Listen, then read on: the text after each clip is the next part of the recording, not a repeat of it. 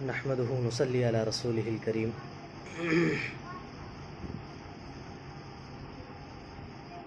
कुरान करीम के अंदर अल्लाह रब्बुल इज़्ज़त ने ज़कात का जो तज़किरा किया है वो नमाज के बाद किया है, तो इससे ज़कात की फ़जीलत का भी अंदाज़ा होता है कि नमाज के बाद में अरकान इस्लाम में से जो बड़ा रुकन है वो ज़कात है, यहाँ तक कि रोज़े से भी और हज से भी बड़ा। और उसके लिए ये दलील काफ़ी है कि कुरान करीम के अंदर जहाँ पर नमाज का तज़किरा किया गया उसके फ़ौरन बाद ही ज़कात का तज़किरा किया गया। अब मामला है ज़कात है क्या चीज़, तो मुख्तसर ये कि ज़कात के माने आते हैं पाकीज़ा करना। अब किस चीज़ को पाकीज़ा किया जाए, इससे नफ्स की भी पाकीज़गी है, रूह की भी पाकीज़गी है। और जब कोई शख्स अपना माल अल्लाह के रास्ते में निकालता है, ज़कात देता है, तो इससे माल की भी पाकीज़गी हो जाती है। गोया कि ज़कात और सदक़े में ख़र्च करना ऐसा है गोया कि अल्लाह के साथ में तिजारत करना, और जो अल्लाह से तिजारत की जाती है ज़ाहिर सी बात है कि इसमें किसी नुकसान का अंदेशा नहीं है। तो ज़कात नफ्स की भी पाकीज़गी है, रूह की भी पाकीज़गी है, और इससे इंसान का माल भी पाकीज़ा हो जाता है।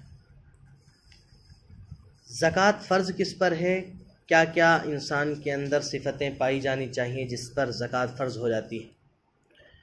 तो सबसे पहली चीज़ ये है कि इंसान की जो सिफ़त है वो आज़ाद हो। आज़ाद का मतलब ये है कि ग़ुलाम बांदी अगर कहीं पर हैं तो उन पर भी ज़कात फ़र्ज़ नहीं है, कितने ही रुपये पैसे मालिक। दूसरी चीज़ है कि मुसलमान होना ज़रूरी है, इसीलिए काफिर से भी ज़कात का मुतालबा नहीं होता है। तीसरी चीज़ ये है कि समझदार हो, अक्लमंद हो। पागल पर ज़कात वाजिब नहीं है, लेकिन पागल वो ऐसा हो कि जिसका पागल पर मुसलसल रहता हो, मुसलसल उस पर पागलपन तारी रहता हो। चौथी चीज़ ये है कि बालिग हो। क्या मतलब, बच्चे पर ज़कात वाजिब नहीं है। लेकिन जो तीसरी शर्त थी कि पागल, उस पर ज़कात नहीं है, इसमें से एक मसला निकल के आता है कि बेहोश शख्स है अगर, तो उस पर क्या, उस पर ज़कात वाजिब है। तो फरमाया कि पागल और बेहोश ये दोनों अलग चीज़ें हैं। बेहोश पर ज़कात वाजिब हो जाएगी, यानी अगर कोई शख्स बेहोश है और उसकी मिल्कियत में निसाब के बक़द्र में माल मौजूद है और साल गुज़र जाता है, तो फिर उसके माल में से उसकी ज़कात जो है निकाली जाएगी। ज़कात के वाजिब होने की शर्तें क्या क्या हैं। सबसे पहली शर्त ज़कात के वाजिब होने की यह है कि माल जो है वो निसाब के बक़द्र, माल निसाब के बक़द्र हो। अच्छा, आया निसाब क्या है? निसाब हम ये कह रहे हैं कि अपनी ज़बान के एतबार से 7.5 तोला सोना या 52.5 तोला चांदी,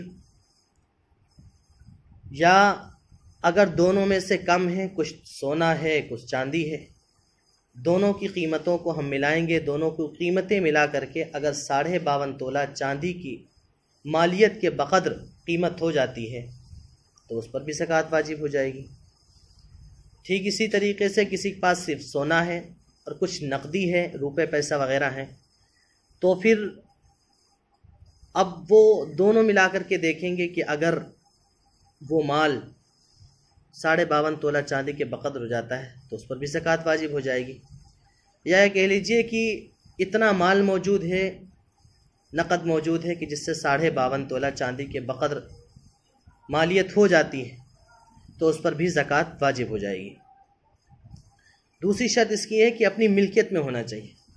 मिल्कियत का मतलब यह है कि अपने कब्ज़े में हो, उस पर ज़कात होगी।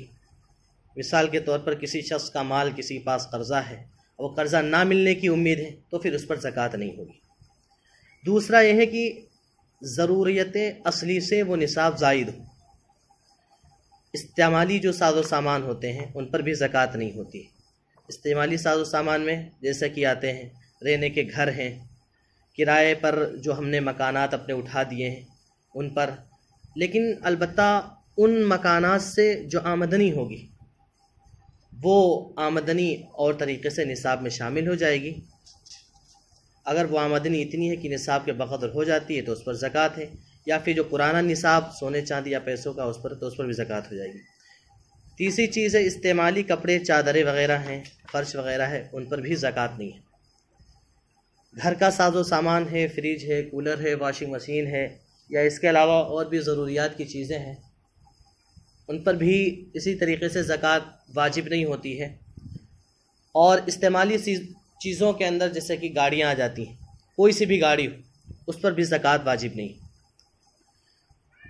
اپنی حفاظت کے لیے ہتھیار وغیرہ رکھ رکھے ہیں انسان نے، یا کوئی اور حفاظتی سامان رکھ رکھا ہے جو اپنی ضرورت کے لیے آتا ہے، تو پھر اس پر بھی زکوٰۃ واجب نہیں ہے۔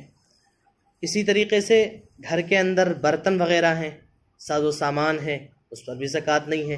سجاوٹ کے لیے بہت سارے چیزیں ہوتی ہیں، برتن وغیرہ ہوتے ہیں، ان پر بھی زکوٰۃ واجب نہیں ہوتی ہے۔ کوئی جوہری ہے، اس کے پاس میں ہیرے جواہرات ہیں، موتی وغیرہ ہیں، لال ہیں، تو اس کے اوپر بھی زکوٰۃ واجب نہیں ہے۔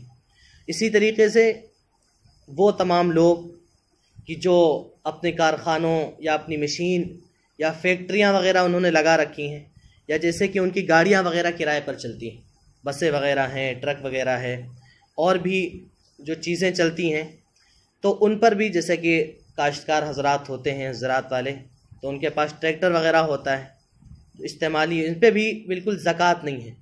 یعنی کہ خلاصہ کلام یہ کہ ہر وہ سامان جو تجارت کی نیت سے نہ خریدا گیا، اپنے استعمال کے لیے ہو، اس پر جو ہے بالکل بھی زکوٰۃ واجب نہیں ہے۔